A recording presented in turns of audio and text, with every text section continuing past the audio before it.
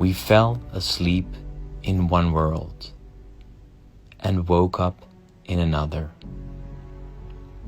Suddenly Disney is out of magic. Paris is no longer romantic. New York doesn't stand up anymore. The Chinese wall is no longer a fortress. And Mecca is empty.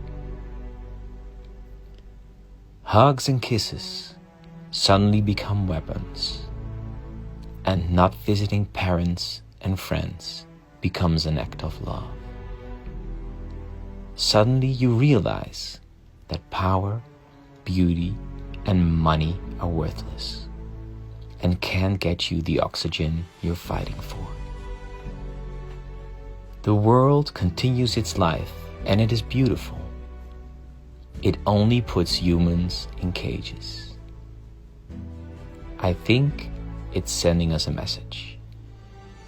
You are not necessary.